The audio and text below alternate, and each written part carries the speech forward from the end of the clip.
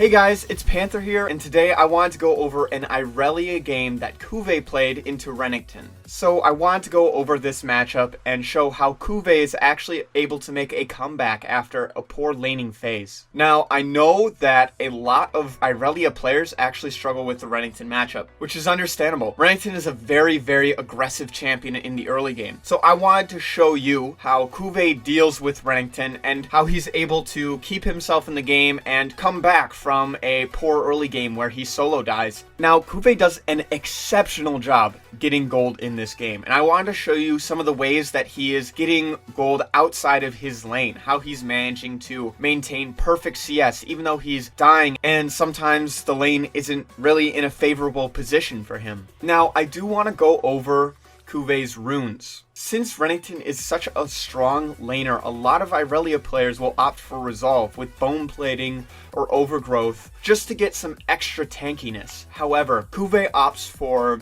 Inspiration secondary with Biscuits and Empowered Boots. Now, the reason that you use Biscuits in runes on Irelia is because you spam Q a lot in the early lane phase as Irelia, and as a result, you will often find yourself low on mana in the early game. Biscuits allow you to regen a lot of that mana and have enough for an all-in if you need it. The second reason that you take Biscuits is because it really helps if you take a poor trade. One Biscuit plus a Corrupting Pot charge will heal almost half of your HP in the early game. This is a big deal as it can negate a really bad trade and keep you in the lane for as long as you want. The last reason is that Biscuits increase your maximum mana. This is very important because if Irelia ever runs out of mana in a team fight, she's going to be pretty much useless. She's only going to have her auto attacks. She's going to have no mobility and no way to reduce damage or stun anyone. As you can see, Irelia starts Corrupting Pot into RENEKTON's Doran's Shield. This means that Irelia will actually be able to get an early push. RENEKTON does not have any combat stats. Now, something that is very popular in this matchup in Korea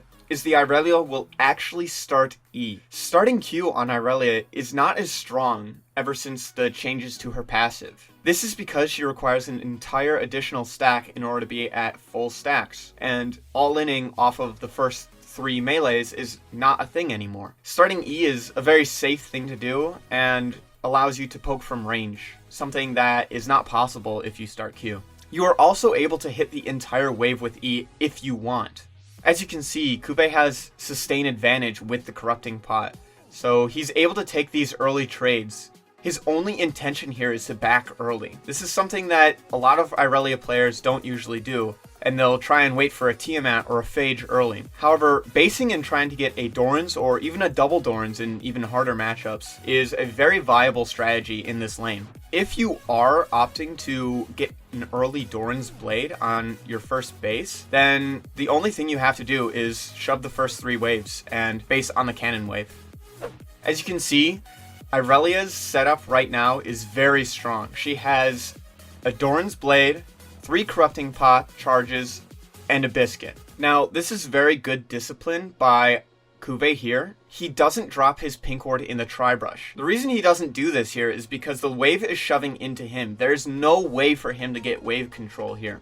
So if somebody is to walk into the tri-brush, she cannot contest for that ward. It's better for her to save the ward for when she has shove advantage.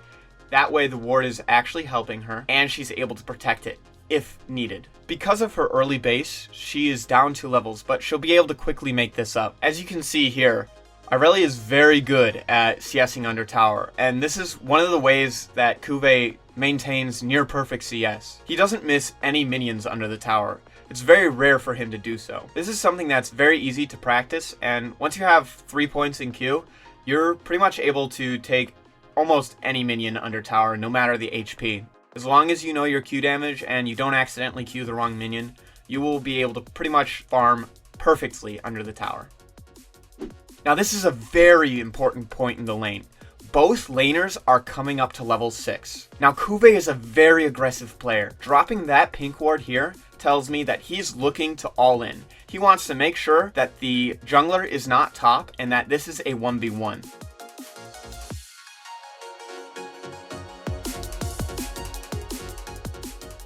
Now, here is where the lane gets very volatile. Both top laners are very close to 6, and neither top laner knows exactly when the enemy top laner is going to hit 6. They both know that in the next 4 or 5 minions, the enemy top laner will get 6 before this wave is cleared. However, they don't know the exact minion that they will get 6 on. This means that both laners are going to hit the minions as opposed to each other. Cuvee is shoved in. He's not in the best position. However, if he concedes level 6 here, it means that he needs to play the rest of the lane safe. He's looking for an all-in to kill the RENEKTON and build a lead of his own. This is a very risky decision to be making. However, this is oftentimes how Cuvee plays. He will play very aggressive and try to use level 6 all-in no matter what. However, since he missed a few minions of EXP, he knows he's behind in EXP on minions. This is why he's so desperately trying to last hit and shove the wave in order to get level 6 before RENEKTON can. Remember, level 6 is the most volatile point in this lane for both members. This means that whoever hits 6 first is going to win this matchup.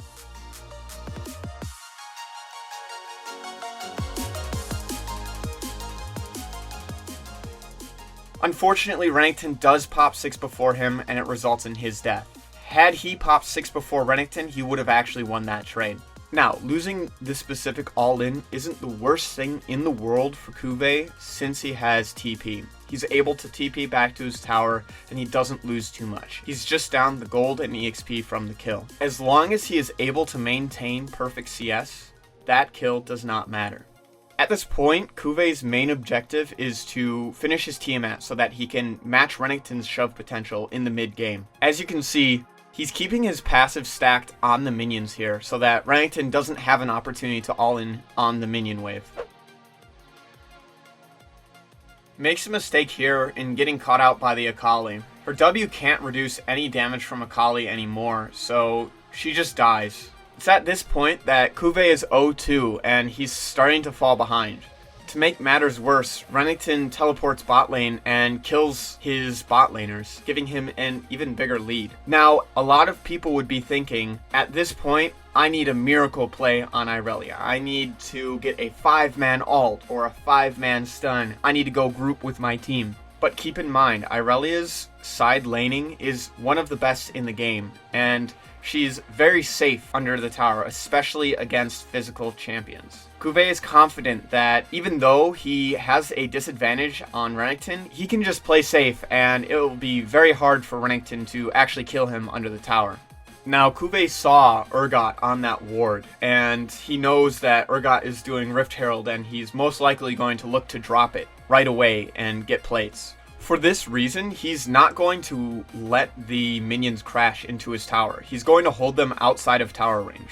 He wants to keep himself under tower range while leaving minions as far away as possible.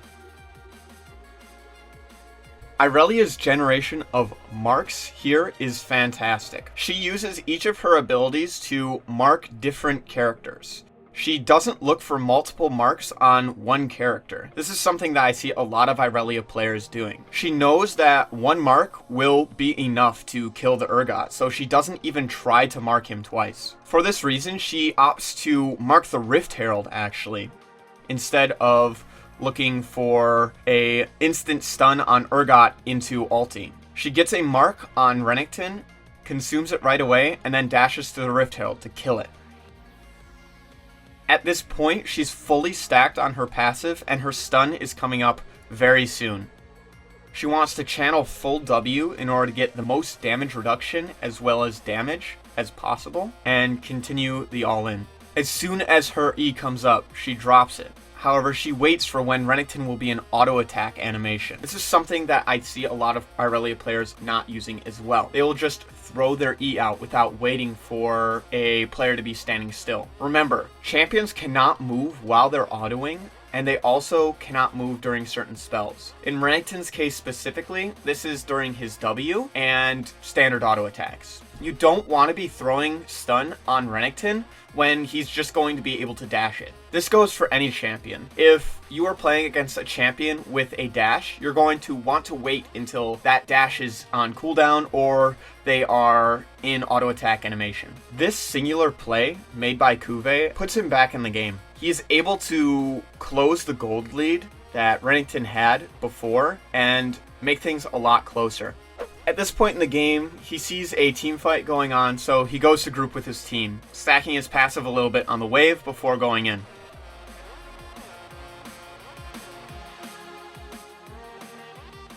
His team is able to win the fight, and here he climbs the wave to close the gap on Karma, resulting in a kill.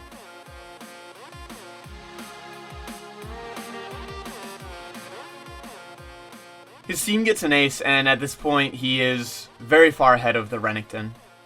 Once he gets done teamfighting, he immediately goes back to the side wave. Remember, Irelia heals a lot on the side wave due to taking Bloodline and her innate Q healing. This allows her to be full HP and not really in threat of dying.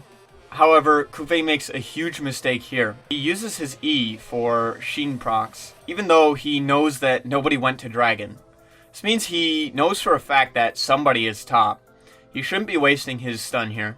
In fact, if you don't know where everyone is on the map, you should probably not be wasting stun ever. Using your W for a Sheen proc is much better than using your stun. Even though you can get 2 Sheen procs off of using your stun, it's better to play it safe and not use your stun unless you know where all 5 members are on the map. At this point, Cuvee is itemizing for raw stats. He wants a Negatron cloak simply so that he can survive Akali's burst. This makes the difference in him winning the fight and losing the fight against Akali. Another thing that I see out of Cuvee that I don't see out of a lot of other players is his itemization is fantastic. Oftentimes, he will itemize early resists in a chain vest or a Negatron cloak just for the raw resistances that it gives. Remember, Irelia thrives in extended fights, so the longer you can live, the better she will be. Resistances help a lot in that matter. Now, it's at this point in the game that Cuvee starts using his E in a very unique way. First, he uses it to drag camps together, which is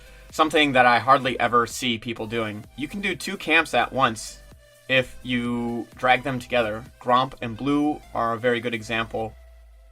Another way that he uses E is to zone people while running away. You're not able to directly chase Irelia if she drops her stun behind her. She does this multiple times in a team fight. Now, Cuvee's 3rd usage of stun that is very unique is the way he uses stun to zone while rotating.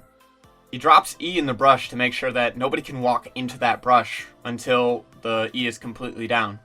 This makes Irelia especially good at rotating. You're not able to follow Irelia into a choke point because of this fact. Another thing that I see a lot of Irelia players doing is they will just sit on their E and hold it for the longest time, looking for a guaranteed stun for guaranteed marks. However, if you need guaranteed marks immediately, it's better just to use your ulti for that. Your stun is very good for setting up picks and should be used in that way as much as possible. It's okay if you miss 3 stuns before hitting one. Throwing the ability out is what's most important. You can just play back until your stun comes back up. Make sure to like and subscribe. We post new content every day done by challenger players. If you have any ideas for future content or any ways that we can improve, leave a comment. Let us know what you think. That does it for today's video, and we hope to see you in the next video.